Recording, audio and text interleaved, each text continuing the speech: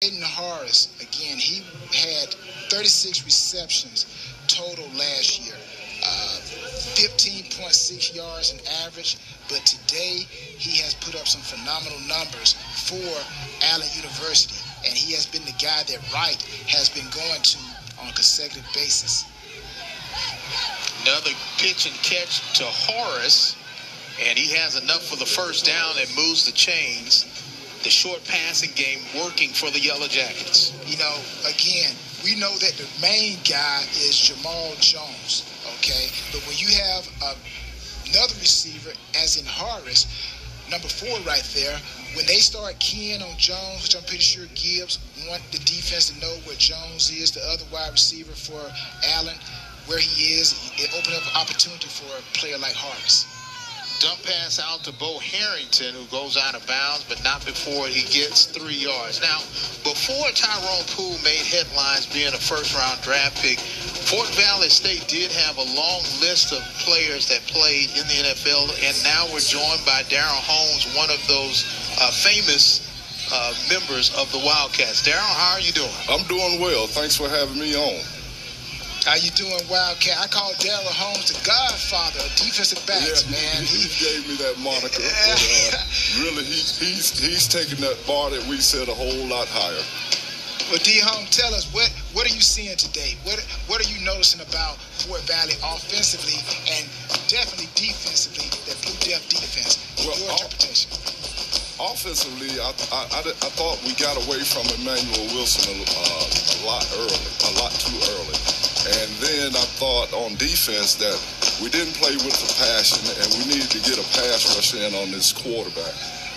They run some really unusual routes because a lot of times they react off of what the cornerback does. They'll run a slant, and if you jump it, then they will definitely turn it up. And if we don't have that pressure, he scrambles a lot and throws the ball deep. So right now, that turnover, that's exactly what a Wildcat defense needed. So hopefully we're going to shut them out and take this game over.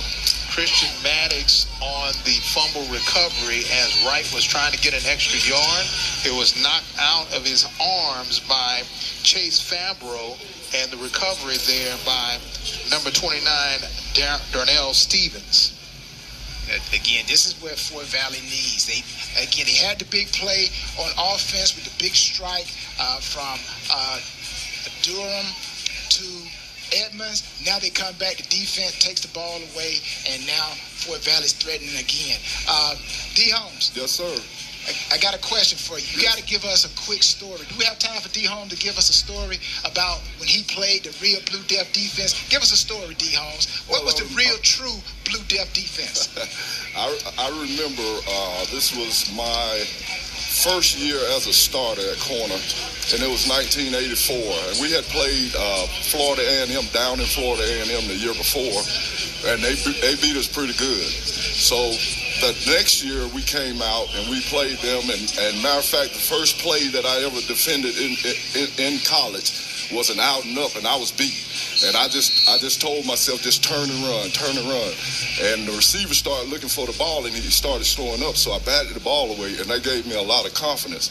But the moral of the story is that we went on and won the game, and at the end of the game, while we were on the field celebrating, they turned the sprinkler systems on us, and then they didn't play us for about 15 years after that. That's that Blue Death defense. It's pretty much the same thing. When I was here, we were known for our defense. Now, you talked to the guys yesterday. Yes, what sir. did you say to the young Wildcats about the history of Fort Valley? What was your words of inspiration to them?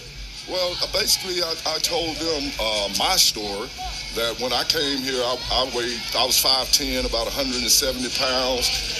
Wasn't very strong, wasn't very fast, and I kept hearing Coach Porter say, some of you all are fooling yourselves. And when you fool yourself, you make a fool. You're the biggest fool in the world. And so I was telling them that I didn't know that he was talking to me, not directly to me, but he was talking to me. And So one game we were getting ready to play. We were playing Baptist University, and we were winning 48-0 at halftime. And so all the players that didn't dress at halftime went in and dressed, and all the varsity came out and sat in the stands.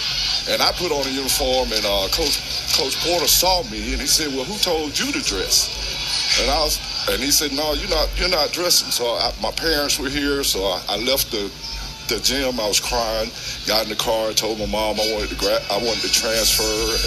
I didn't like this place, and she asked me a question. She said, "Well, what if you go somewhere else and you're not playing? Are you going to quit there?" And she said, "You're just not good enough." And I told each and every one of them that if you're not playing, you're not good enough. So you got to get yourself better. Very quick NFL story. Very quick NFL story. Your first practice with the New England Patriots, what was it like?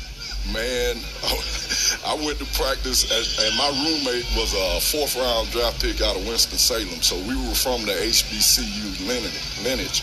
And so we went to practice, man. We had on every pad they could issue, because we thought, we getting ready to knock heads, and we get out there and everybody's in shorts and no pads in the pants and running, and we're taking pads out of pants and everything on the field. So that was a good learning experience for us as well. So it was really fun. It was, at the time I was very nervous, but once we got between those white lines, I just did what I did it for now. Mr. Holmes, how important is it for the older members of the Wildcat alumni to come back and try to impart some knowledge to these younger players? It's very important. I was telling Coach Gibbs, I told him that whenever my school calls me, I'm coming. And I want the other Wildcats to feel the same. It's been estranged relationships in the past, but I think Coach Gibbs is trying to bring the older Wildcats back, to talk to the younger Wildcats, to bring the tradition back. Just getting back to playing Wildcat football, where we're getting after you on defense and we're methodically handling the ball and running the ball down your throat on offense and passing over the top when you're trying to stop the run. All right, Mr. Holmes, we thank you so very much for joining us, and now we know you passed the Godfather torch over to Mr. Tyrone, so we can officially call him older. That's right. D. Holmes always going to be the Godfather. Thank you guys very much for having me. Appreciate you, D. Holmes. Da. And the da is how the Wildcats greet each other and say farewell to each other. That's like saying hello. That's like saying hola in Spanish. That's da is hello. And right now it is Fort Valley trying to get the lead back. Their defense has been able to hold, but Allen's defense has been playing out.